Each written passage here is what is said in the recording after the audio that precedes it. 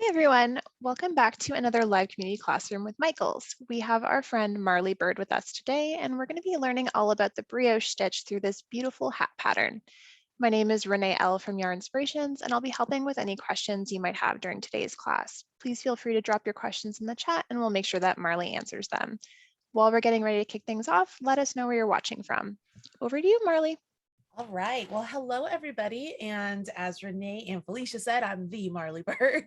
I am one of the Stitch ambassadors with Yarn Inspirations, and I love doing these Michaels classes. I recognize some of your faces in the gallery view, so it's nice to have you back here to learn something today with me. And we're going to learn a little bit about brioche knitting. Specifically, we're going to feature brioche knitting in the round, and we're gonna get started on this hat. Now, there's a couple things I want to point out about brioche knitting before we start, because I feel like they're important for you to think about. The first thing about brioche is it's a very squishy fabric. Okay, it's a very squishy fabric. So what you definitely want to do is use a smaller needle while creating the brioche stitch, because if you use the size needle that you typically would use with like a worsted weight yarn, your brioche stitches will be really big and you're not going to get gauge and your hat just won't fit. So because the fabric is really squishy and it has a lot of air and airiness to it, that's why when you follow brioche patterns, it will often tell you to drop down 2, maybe 3 needle sizes from what you typically would use with the yarn that you are using. All right, so it's a very squishy fabric. It's very light, it's very airy, and it is also made up of 2 rows or rounds to complete one. All right, so we have to do 2 rows or rounds in this case to complete 1 full round. So what does that mean to you? That means it takes double the amount of time, right? Because it takes 2 full rounds to complete 1 round. All right, that's why it's important when you're following brioche that you keep track of like what round or what row you're on, so that way you can make sure you're always ending on the correct round or row. Which also means that it is double the thickness, right? You're like, well, gosh, you just said it's light and squishy and stuff. It absolutely is, but the nature of the brioche stitch, it's like it's not double knit, but it's thick because of there's an extra yarn over on the stitches. The next thing I want to talk to you about is fixing brioche. So fixing brioche can be done. However, it is very tricky. So one of the number one pieces of advice I'm going to give you before we start is, as you get going on your brioche journey, I highly recommend that about every inch or so, you add a lifeline. And if you don't know what a lifeline is, I do have videos for that on my YouTube channel. It's just Marley Bird. So Marley Bird on YouTube, and you'll find me for a lifeline. But it's essentially taking a thinner piece of yarn than what your project is and threading it through all of your live stitches and then just leaving it there. That way, if you should drop a stitch or say you have to rip back your work, your lifeline will hold your stitches at that point in time where you added it, and it'll be easier for you to add your needles back in play. All right, so lifelines are going to be important. You're going to use a smaller needle than what you typically would use when you are working with a worsted weight yarn. It's a very squishy fabric. It takes 2 rounds to complete 1 round. And the last thing I want to talk to you about brioche is, yes, it looks intimidating. Yes, the stitches might look intimidating and something completely new. But the matter is, the real matter of fact is, it's just ribbing, you guys. We're just going to knit. We're just going to purl. However, we have one little extra step that goes into these knits and purls to make them a brioche knit and a brioche purl. All right. So as we jump in with this, I want you guys to promise me, pinky promise, everybody, we're going to give ourselves some grace, give yourselves some patience. It will not be 100% easy when you first start, but if you give yourself some time to really get into it, it will begin to look like something. At the beginning, it looks like a hot mess. I'm not going to lie. It's like a hot mess. But once you get going, it really turns into something quite beautiful. All right, so now that I've said all of that before we start, let's go ahead and take a look at the pattern. I'm pretty sure we have a link in the chat itself, and it probably came through with your instructions for today's class. So this is the Caron Knit Basic Brioche Beanie. It is a very basic brioche beanie. We have basic brioche stitches for the whole body of the cap, but then there's some shaping stitches that happen up here at the top to bring the hat together. This particular hat is made with the Caron Big Donut Ogo in the color Boston Cream. All right, so Boston Cream. One Ogo will get you 2 hats, not 2 identical hats because you're going to use, 2 different colors. This one was made with the whiter color and the brown, but you could make one with maybe this silver and like this charcoal, or maybe you go over here with like this more sterling color and mix it in, or maybe you use all of them and do stripes. You could do whatever you want to do, but one Ogo will get you 2 hats. All right, so this is the Boston Cream Ogo. You would separate your colors out so that way you can use them when you need to. I'm pretty sure everybody at this point knows how to do that. If you don't, there are many videos for them right here on Michael's to show you how to separate your Ogo. The other thing, like I mentioned, you have a needle size that is smaller than what you normally would use with a worsted weight yarn. Typically with the worsted weight yarn, you use like a 7 or an 8, sometimes even a 9, but we're going to use a size US 3 or a 3.25 millimeter circular needle. You'll see on here that you have a set of 4 US 3 double pointed needles also, which you might be freaking out about, but I don't want you to freak out about it. You just use those right up here at the top when we're working those decreases, because your stitches will be too few to fit around your 16-inch circular. All right, you got that? Over here, you'll see it says optional US size 6 circular knitting needle, and that would be only used for the cast on. I'm going to be completely transparent and honest. I never use a larger needle for my cast on with brioche. I just make sure I cast on and it's not like super tight, but it's not super loose. I just make sure it just feels good. But if you're somebody who has a tendency to cast on too tight, remember what I said about the brioche fabric is light and airy and squishy. So if you cast on too tight and then all of a sudden you go to your brioche, your hat's just not going to fit right. So if you are somebody who casts on snug, you'll want to use a larger needle for your cast on and then switch over to your smaller needle. Okay. Next thing, all of these abbreviations in the pattern, like I said, they might look super confusing to you. You might be like, what the heck is a BRK1? I'm telling you right now, it's just a knit stitch, and it has a little friend or a scarf on it. All right, you're gonna see what I mean when we get to it. So don't let these abbreviations intimidate you, but know that they are here. So as you follow along with the pattern and you don't know what something is, you can always come over here and find it. Okay. When we get to the pattern, this is a one size fits most adults. It's a very squishy, stretchy fabric. Brioche in general is a very squishy fabric, has a lot of stretch. You guys see that? Look at that. I mean, look how small this is normally, right? That's unstretched. And then it has all of this stretch. So don't think to yourself, oh man, my husband has a huge noggin. He wears he's like 25 or 26 inches or whatever. This is never going to fit him. I guarantee you it has a lot of stretch. I think that's why a lot of the store-bought hats and stuff are really made with brioche, because they have a lot of stretch to them. You can work a gauge swatch if you want. Honestly, I would just get started with this and then jump in and then measure it as you go. I bet you're going to be just fine. All right, with your circular needles, you're going to cast on 72 stitches. And then if you did that with your larger needles, you'll switch to your smaller needles and we jump into pattern. Now I have smaller needles here just because I want to try and cast on enough stitches to get around these needles and then get through a couple rounds with you. And because brioche takes 2 rounds to complete one, that means I got to do like double time, right? So I have smaller needles here and I'm going to do fewer stitches to get us started so that I can show you how to do these stitches. But I do have a sample worked up with the 72 stitches on it so we can take a look at it. Okay. So I'm going to move that aside. Any questions so far? Everybody good? Just a quick one before we start off. There was a question asking if I don't have if I don't have a short enough circular needle, can I do the entire hat on double pointed needles? You absolutely can do the entire hat on double pointed needles. Or if you're familiar with magic loop, you could do the entire hat on magic loop if you want. But yes, you could. Perfect. Absolutely. All right, so I am a big fan of the long tail cast on. So that is what I'm going to use. If you like another cast on, you can do that. Ideally, when I do brioche, I like to use what's called an Italian cast on. But because we're working on a really basic beginner brioche hat, I'm not going to worry about an Italian cast on. I'm just going to show you the long tail cast on here. Okay. So I've pulled off enough tail that I think will get me through enough stitches to get around this needle. I have the tail, it's going to go over my thumb. The working yarn is going to go over my finger, and I create like a slingshot. Everybody see that?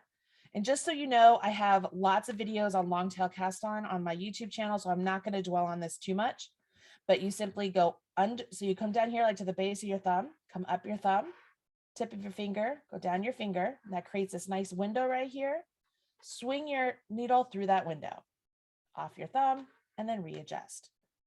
Now, like I said, you can use any cast on you want. So if this is a cast on you are not familiar with, but you want to knit along with me today, go ahead and cast on whatever cast on you prefer.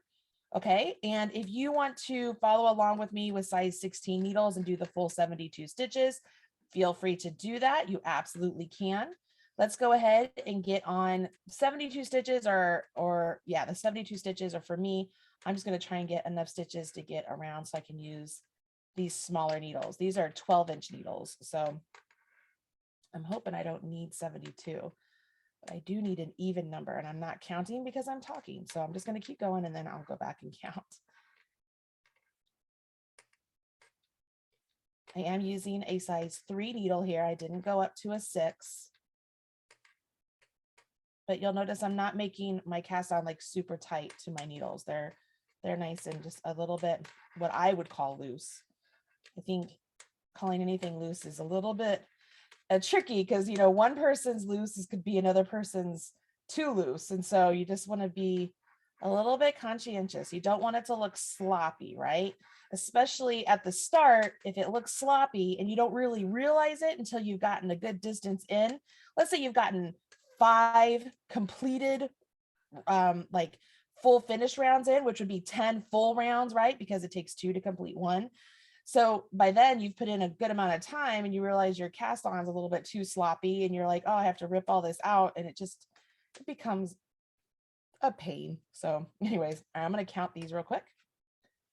So I have 2, 4, 6, 8, 10, 12, 14, 16, 18, 20, 22, 24, 26, 28, 30, 32, 34, 36, 38, 40, 42, 44, 46, 48, 49. Let's just do 50. I'll just do 50. Okay. Once you have your stitches cast on, okay, we are going to join to work in the round. All right. So if you have never worked with circulars before, I'm going to cut off my extra yarn. Here is a pro tip. If you can never find your scissors, add a pom-pom to them and you will never lose them. All right, so if you've never worked in the round before, we just cast everything on. I have all of my stitches stretched out around my circular. I bring my other needle up here to meet up with the needle I have the working yarn on. I make sure that my nice ridge at the bottom of my long tail cast on is right at the bottom. It's not twisted, and I'm good to go. The only thing I need here is a stitch marker.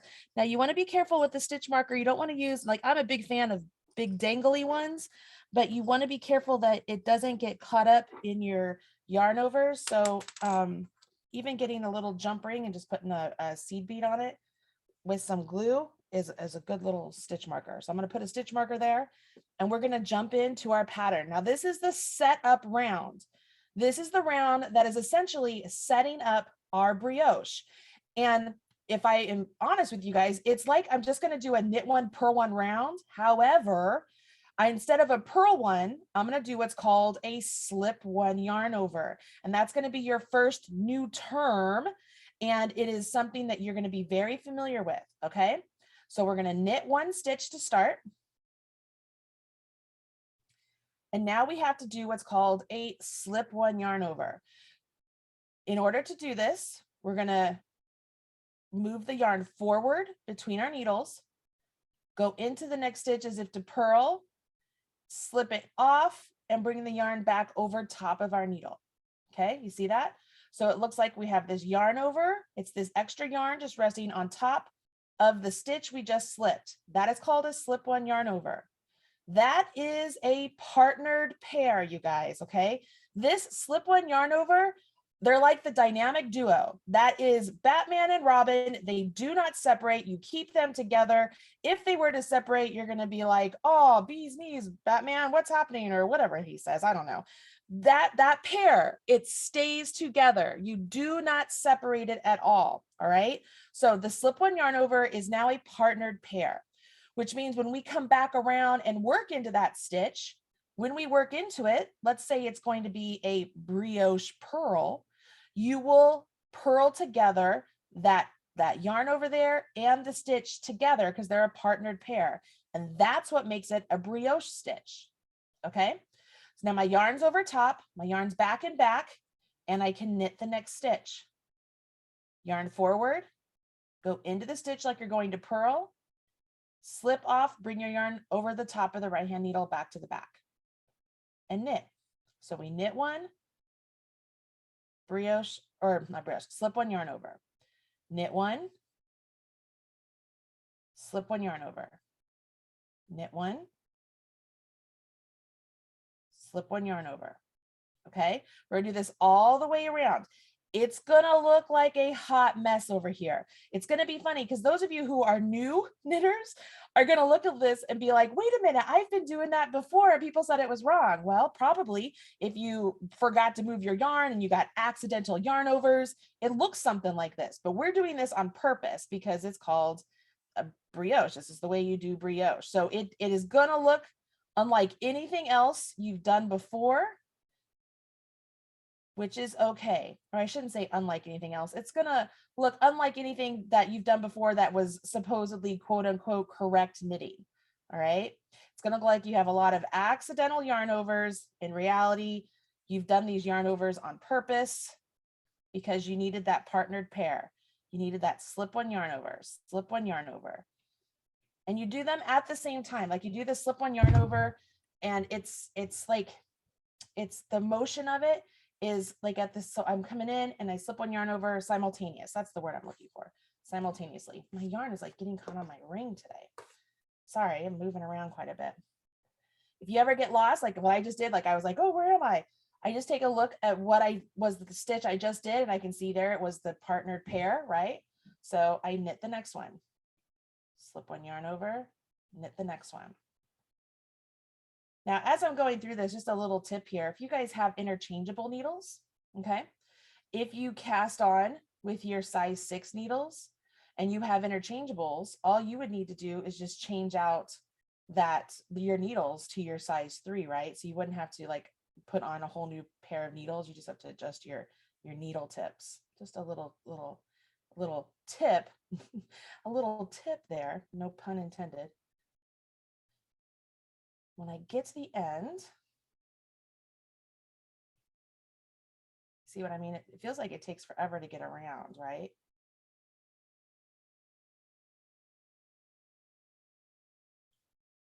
Slip one yarn over, knit one, slip one yarn over, knit one, and I finish with a slip one yarn over. Slip my marker, and we've just finished our first round. Now, again, looks like a hot mess, right? looks crazy. It looks crazy, but that is our setup round. Now we have to move on to round 2. Round 2, we're going to continue in our knit one, purl one ribbing. However, instead of just doing our slip one yarn overs, now our purl stitch, remember what I said? It's going to be a brioche purl. So, and what makes it a brioche purl is the fact that we're going to purl that partnered pair together. Say that, like purl the partnered pair. I need to put that on a t-shirt. Okay. So I make sure you don't lose that yarn over there, right? Your slip one yarn over in your last one, make sure you don't lose it. So I've put it over the top, move my marker. Now this first stitch on the next round is a slip one yarn over. So I have this over top, move my marker, go between my needles, slip one, yarn over. Okay, you with me? Now we come up to our partnered pair and we're going to purl. So we did a slip one yarn over, our yarn's in back, which means we have to bring it back to the front. Now here's where people get confused. Let me do this first. We have a slip one yarn over, we have to bring our yarn back to the front. So I bring it between my needles to the front, and I'm going to purl that partnered pair together. Those two pieces, they always stay together. So I purl them together. Now I have to do a slip one yarn over. My yarn's in front, go into the next stitch like to purl, slip one yarn over. Now this is the part where I was going to say people make mistakes here. They'll go to purl this next stitch and they're like, oh, well, my yarn's already in front. Why do I have to worry about it? Did you guys see what just happened there? So there's my slip one yarn over. And they're like, okay, I got to purl. Oh, well, my yarn's already in front. I'm good. I can go. My yarn over isn't there anymore, right? My yarn over isn't there. So when you do that slip one yarn over and your next stitch is a brioche purl, it's very important that I like to put my finger on it because I'm continental, but make sure you bring your yarn between your needles. So that way that partnered pair does not separate and lose its yarn over. Okay. So my yarn's back forward, which means I can purl this next stitch, but it's not just a regular purl because it has a partnered pair, which means I brioche purl. Yes, the gallery is correct. And then I slip one yarn over, bring my yarn between my needles back to the front, and brioche purl. So here's a little thing that you can think of as you're going around and you're like, well, I feel like I'm a little bit lost. Here are some visual tips you can use to know whether you're supposed to do a slip one yarn over or whatnot. As you are now into your brioche pattern, whenever you come to a solitary stitch, one that does not have a partner to it, when it's a solitary stitch, that stitch is going to be your new slip one yarn over. The next stitch where it's a partnered pair, it's either going to be a brioche knit or a brioche purl. And you're going to be able to tell which one it's supposed to be after you get a couple of rounds in here. Okay, it's hard to see right now because we don't have enough fabric established.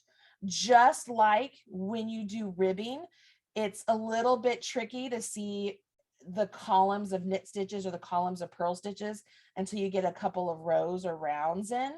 The same thing holds true with brioche. As we get some more fabric going here, we're going to be able to see rows of knits and rows of purls, but not just knits and purls, they're rows of brioche knits and rows of brioche purls. Okay. I'm not going to lie, you guys, using these 12-inch circulars is actually very tricky for me. I have very big hands. So I don't like using really small circular needles. I find it very hard, but I'm doing it for you. Just trying to get through this. And as you can see here, the brioche purl round, to me, it always takes a little bit longer. And it's because it just takes that little extra movement there of bringing your yarn back to the front, right? Don't be afraid to take as much time as you need to for each round. Here at the start, I'm going to tell you guys, if for some reason you drop part of your partnered pair, like if you drop this yarn over and you can't find it, my honest advice here, if you're this far in, is just restart. If you get a little further in, I again recommend doing a lifeline so that way you can have a place to rip back to, because tinking as you normally would tink knitting is trickier because all of your knits and purls when you're doing brioche has that extra partner. So when you drop a stitch, it's not just the ladder of the stitch that you see resting there for you. You have the ladder and the partnered pair. So there's a lot of things that you have to go under and over and through and to make it work. So just use those lifelines. All right, did you guys see that? I did my brioche purl. I'm going to take it off, slip my marker. And remember this, it looks a little big right here. I'm not even worried about it because that yarn over there, it was my slip one yarn over for my first stitch. And for my hat, I can use my tail to weave in any sort of gapping I have right here. So I'm not worried about it at all. All right. How are we doing so far? So far, so good. Yeah, still looks kind of crazy, right? It's a little bit better because you can kind of start to identify, oh, look, there's a pearl there, and then there's a partnered pair, and then there's a pearl and a partnered pair. Oh, awesome. So you start to be able to see a change here, okay? Now we're going to go to round 3. Round 3, again, we're still doing knit one, purl one, only this time, as we start to get our columns, think of this as ribbing, right? If this was your knit column, this is your purl column, because there's our pearl that we see right there. This will be our knit column. There's our purl column. We can see here in our knit column, it's our partnered pair. And we know that we are going to work these partnered pairs together, right? And we just need to decide if it's going to be a partnered purl or a partnered knit. Well, knowing that we're working knit one, purl one, essentially, and the ones that are solitary that we know we're going to do our slip one yarn overs are pearls, we can deduce that we're going to end up doing brioche knits. Now, yes, I understand you guys could just read the pattern and understand that, but if you've been with me any amount of time, you know that I try to explain why you're doing what you're doing. And so that way you guys can be smarter than just following a pattern. You know what I mean? I want you to understand why we're doing what we're doing. So when we do this next bit, we're going to do a brioche knit. So we're going to knit our partnered pair, and then we come to a solitary stitch, and I already told you what to do there. We're going to slip one yarn over. All right, so here we go. Brioche knit. So I knit the partnered pair together, bring my yarn forward, slip one yarn over. I think this is one of my favorite rounds because I don't have to bring my yarn forward to do the brioche purl. So I can see my purl there, and I know it's a solitary stitch, so it's a slip one yarn over. And then brioche knit, which is just a fancy way of saying knit that partnered pair together. Slip one yarn over, brioche knit. Slip one yarn over, brioche knit. All right, I'm just going to be quiet and work on this round. Renee, are there any questions? Anybody working really hard and not asking any questions? Everyone is mostly working really hard, but do you have a question from a few minutes ago? And it was, do we need an odd number or an even number to cast on? You need an even number because you want to end, just like if you were doing ribbing, you'd want to end with the knit and start with the purl. So you'd want an even number. Perfect. Now, if you're trying to change up your number for like an actual hat, I don't know what the stitch multiple is when it comes to decreases. I just know that for what we're working on here, we need just an even number. Awesome. Otherwise, everyone is just quietly focusing. Because you have to focus on this until you get some established fabric going with brioche. You just have to start focusing on it. Mm-hmm.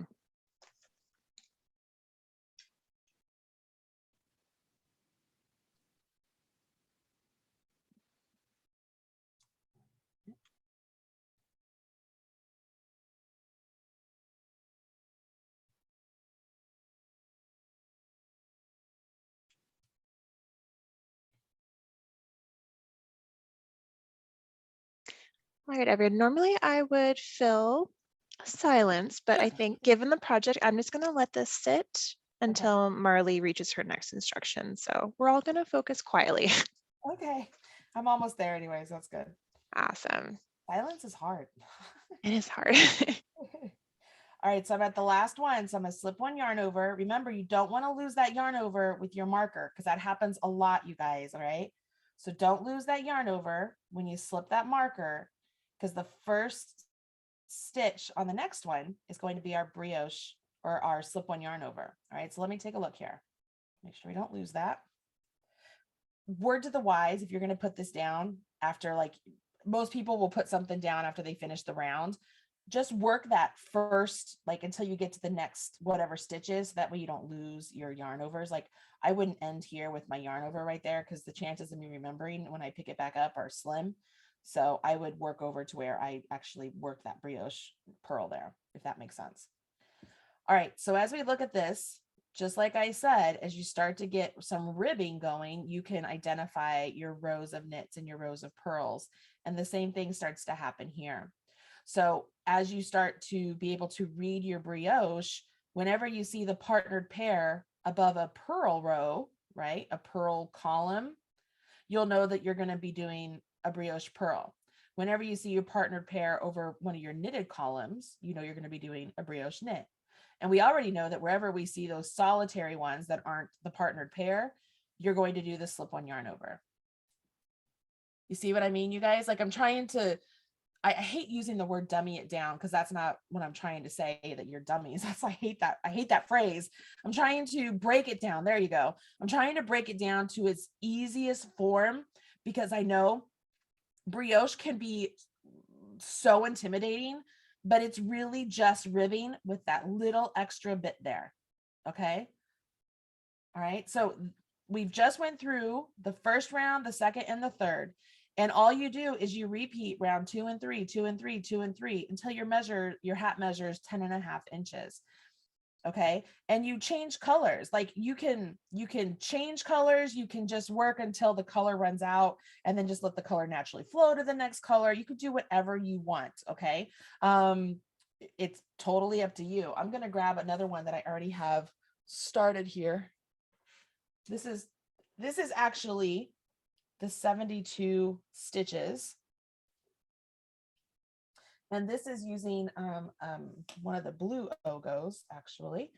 You can see here, it's one of the blue ones. But as you get going with some fabric here, you see what I mean about seeing these knit columns and then the purl columns? The difference, though, with the brioche purl column and like a regular ribbing column, you see this purl column right here? It looks like it has like these diagonal bits either on either side of the purls. That's what makes it brioche. Everybody see that? And if I can show you a difference here, this is actually a class I did last week. This is just plain knitting. This is 2x2 knitting. So these are 2 knits, 2 purls, but you can see they're just plain old knit columns and purl columns. But when you're looking at brioche, you get these diagonal bits, and those are our slip-one yarn overs. When they are then brioche purled or brioche knit, it makes it so that you get this really cool floofy fabric. Everybody with me on that? Yeah. Awesome. People are saying it makes sense. I do want to remind you guys, this is getting recorded. So as you're working along with me, if I jump ahead too far and you're like, oh, I don't know, just remember you can come back and watch it. And then I do have other brioche classes on my YouTube channel, so you can check those out also.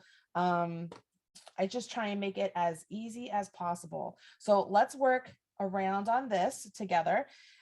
Because I want to show you as if you put this down just like I did, right? And I'm picking it up to see where I am, because there's the chances of you sitting down and finishing your whole hat in one go is very slim.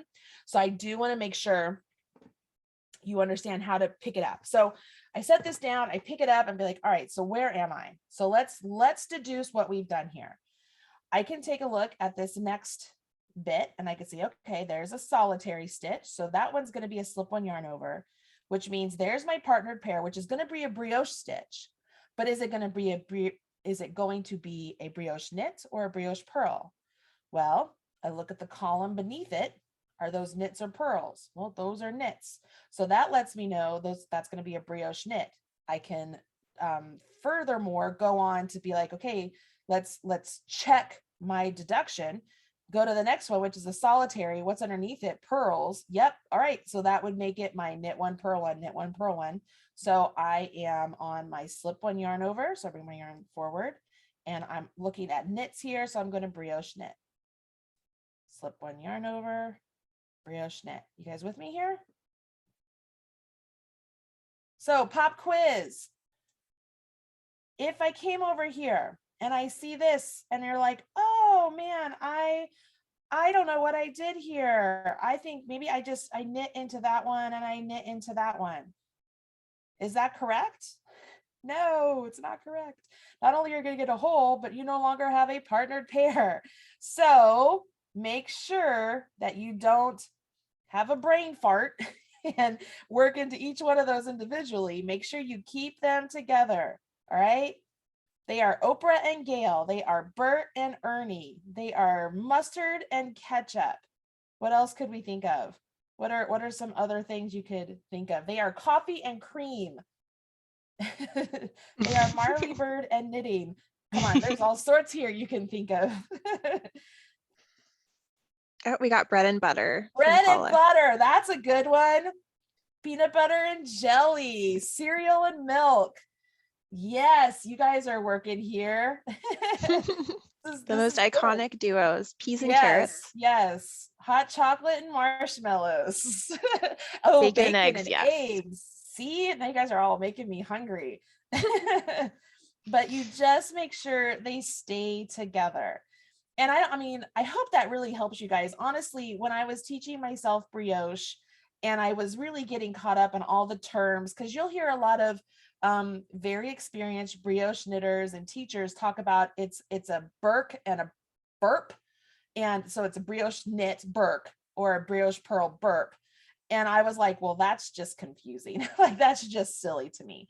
I'm like, it's just a knit stitch. It's just a knit stitch. It's just a purl stitch with that little bit of extra. And it's just a partnered pair. And when the minute I said partner pair in my head, it just clicked for me. So I just made sure I kept them all together. Pins and needles, PB and J. Yes, you guys are fantastic. Fantastic. All right. So I'm going to come up to the end here. Slip one yarn over. And then I did one too many on this one. So this one, I actually don't do that. This would be the start of your next one. So this would be like my round 3, right? Nope. This would be, no, I did that right. Yeah. Slip one yarn over, brioche purl. Slip one yarn over, brioche purl. Slip one yarn over, brioche purl. And if I were to put it down, this is where I would put it down. So I put it down wherever I would finish the brioche purl or a brioche knit. That way I don't have the yarn over there waiting that I couldn't come back to. All right, you guys see that?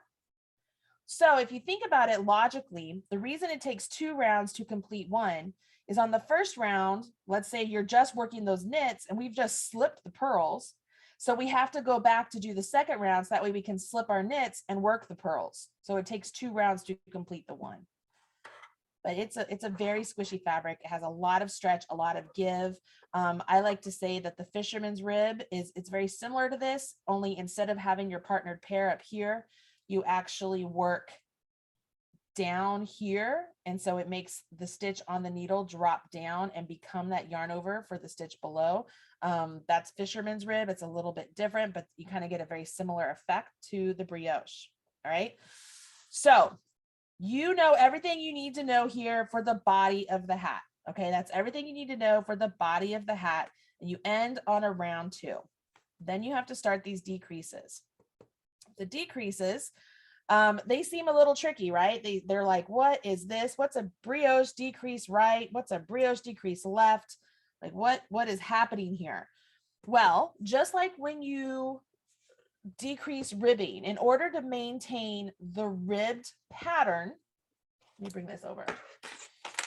When you decrease ribbing, in order to maintain a ribbed pattern, you have to decrease 2 stitches. So that way, as it continues up, if we were to, let me point this out. So here's a knit, here's a purl, here's a knit, here's a purl, knit, purl, knit, purl. If I were just to decrease this knit and the purl, right, and come together, resulting in a knit stitch, this knit stitch is now side by side with that knit stitch. You see what I mean? So I no longer have the knit one, purl one ribbing. Whereas if I decrease this knit stitch and this purl stitch, bring them together so that they completely disappear. So I use 3 stitches to decrease 2. As they come in, they completely disappear and they leave. Did I do it up here? I'll show you if I, you see like these here, they disappear and they come and they make 1. Those are increases. It's not, I did a lot of increases.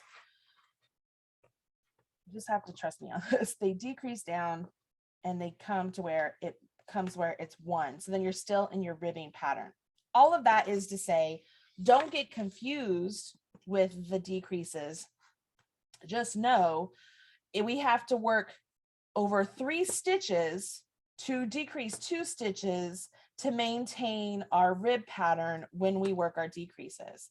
And the trick about these 3 stitches is it could be a slip-on yarn over, a knit or whatever, and a slip-on yarn over.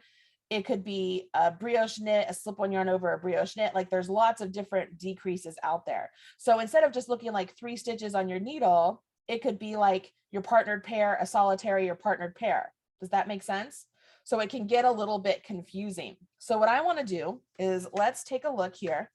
The great thing about this yarn inspiration pattern, they have a really nice photo tutorial on how to do these decreases in the pattern itself. So when you print the pattern, you can see how to do these.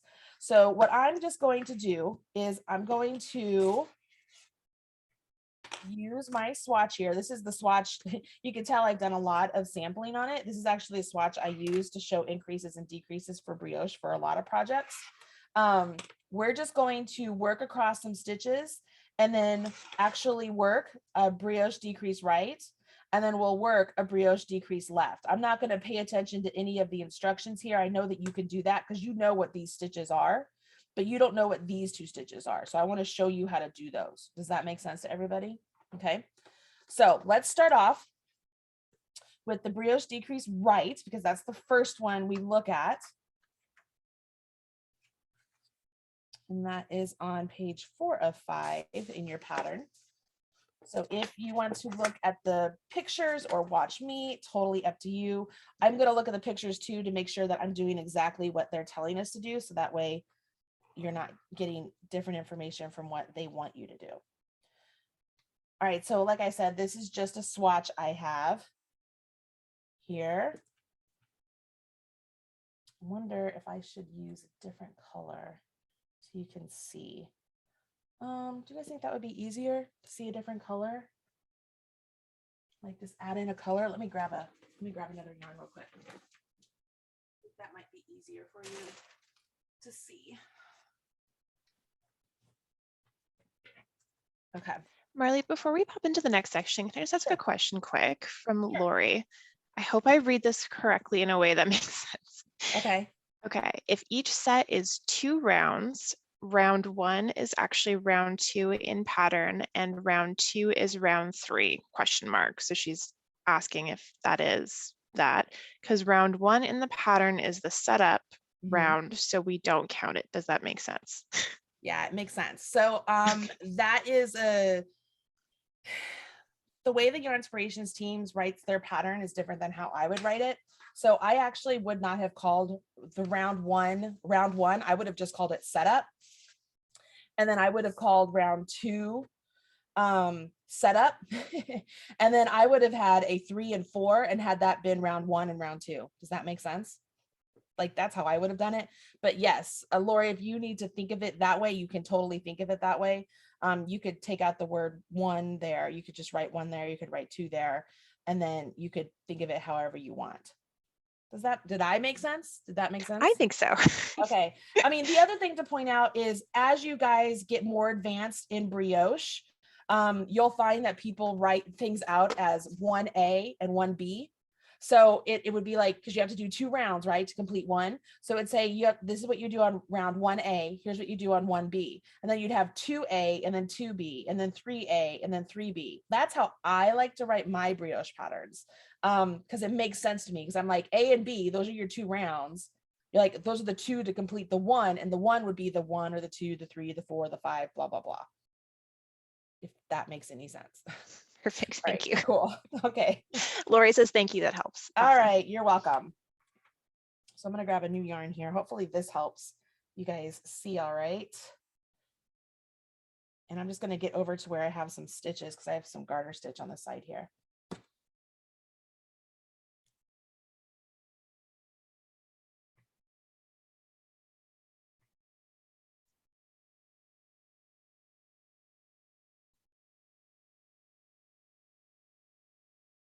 And then brioche knit, slip, brioche knit, slip. All right, so I'm going to stop right here. Let's do one right here. So if you look here on the, can you guys see? I think you can. All right. this right here, you can see that the next 3 stitches on the left-hand needle, it's a partnered pair, a solitary, and a partnered pair. And it's a partnered pair on top of knits, a solitary on top of purls, and a partnered pair on top of knits. So this would be a brioche knit, slip one yarn over, brioche knit. If you look at mine, that's exactly what I have here for my next 3 stitches, okay? So this is where we're going to start. The first thing, it says slip the next stitch, which is A, knitwise with the yarn in back of work, slip one yarn over. All right, so my yarn's in back of work. I'm going to slip A as if to knit and slip it over. Okay. I don't understand why they have that there, but I don't know if they're trying to say that this was your slip one yarn over. So it's in back of work. Everything's good. Next stitch, knit the next stitch, which is B. So this is where things are a little bit different, right? Because normally this would be our slip one yarn over, but we're going to actually knit it.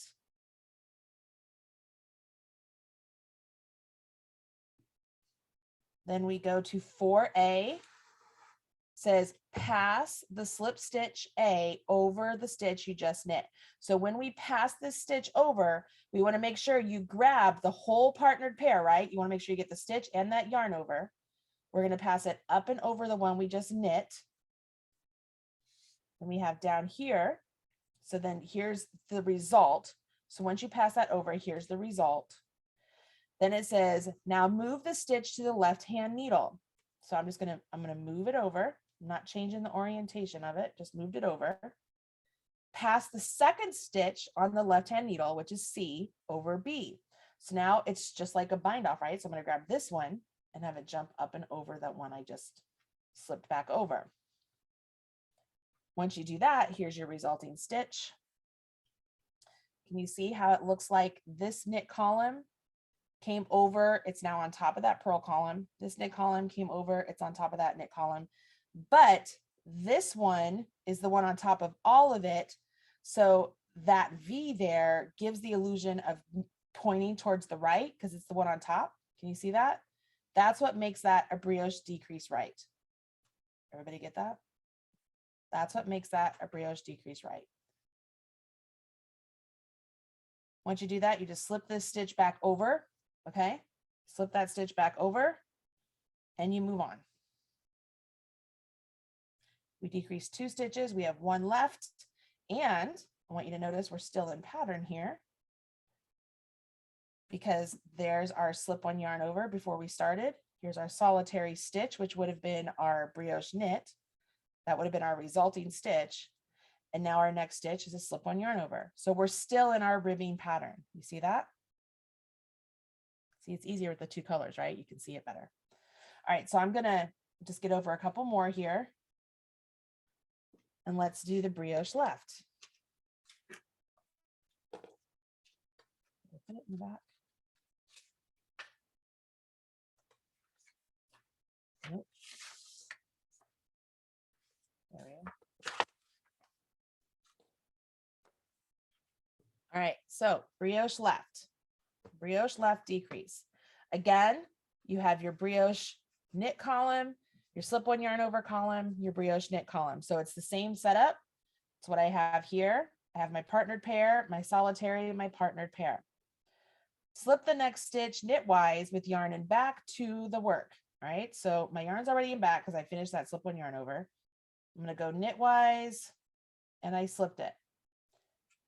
Now it says brioche knit 2 together through all the strands. Okay, because you guys are, I can't speak, because all of you are so super intelligent, without me telling you a thing, I bet you know exactly what to do there.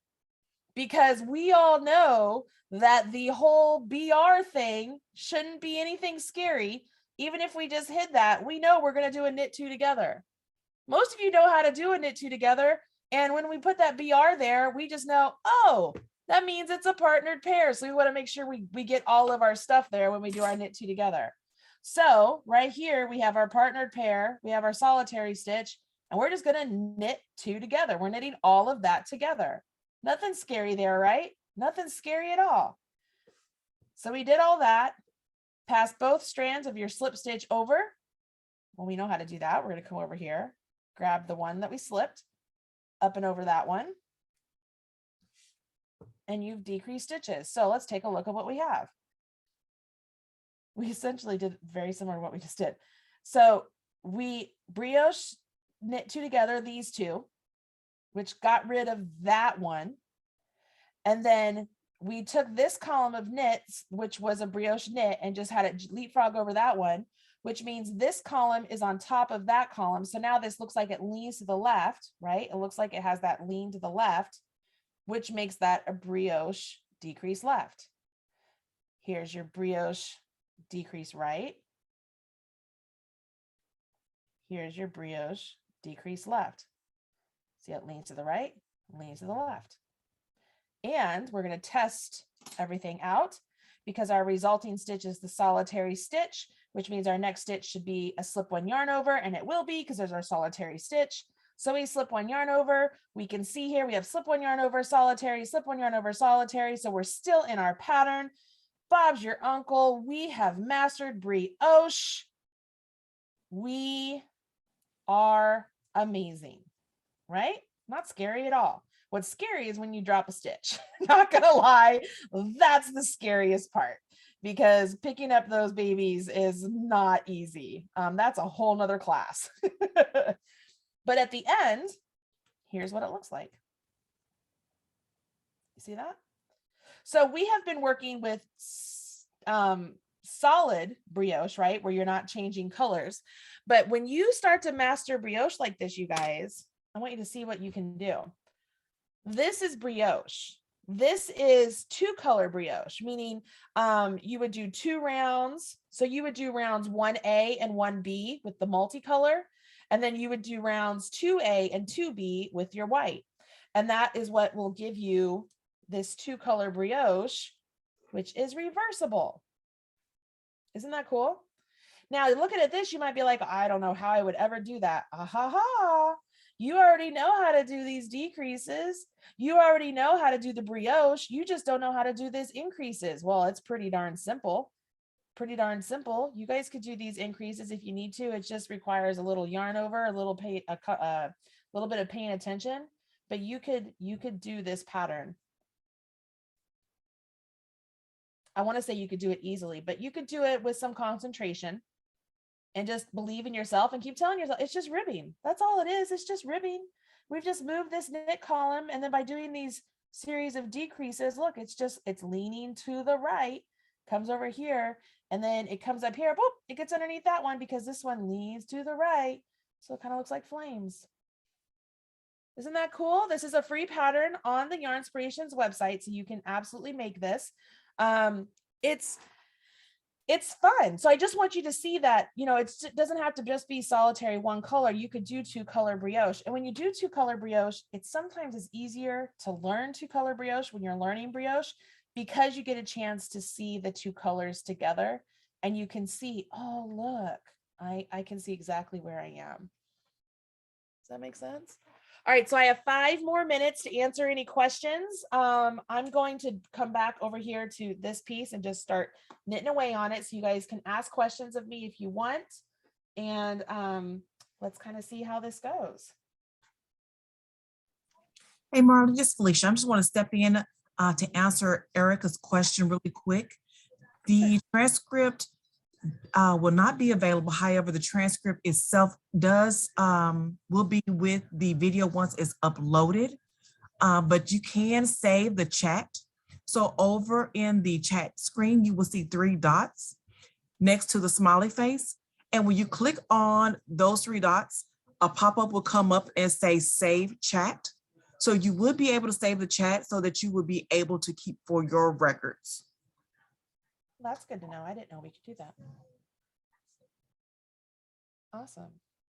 Maxine, you're very welcome. She says she can't wait to try this and thank you for demystifying brioche. I am happy to do so because I feel like brioche kind of gets a bad rap as being an advanced skill when really I don't feel like it's an advanced skill. It's just a knit and purl with that little extra bit to it. It just seems harder. I mean, but it's really not that hard. Again, lifelines will be your friend. Should I show you guys how to do a lifeline? I mean, I have time to do that. I could do that. Yeah, go for it. yeah, I'm gonna grab some yarn here. I'm just grabbing some sock yarn here just because it's thinner than what I'm using and it just works easier. So I just grabbed some sock yarn. You don't have to use sock yarn. You can use whatever you want. And then for me, if I can grab my needle here, I'll grab a tapestry needle. I make sure these are just kind of like this. And then I'm going to go through each of these stitches and the partnered pair, right? Make sure you don't go into the fabric, right? You're just going to thread through the stitches themselves and then pull that yarn through them. So that yarn is literally just going to lay there in place and be a place that you can take your needles out and rip back to, because obviously those stitches aren't going to fall past that yarn because it's holding them. So you're just threading it through all of those. If you have stitch markers in there, do not thread it through your stitch marker because you want your stitch marker to move up with you. These stitches are staying in place.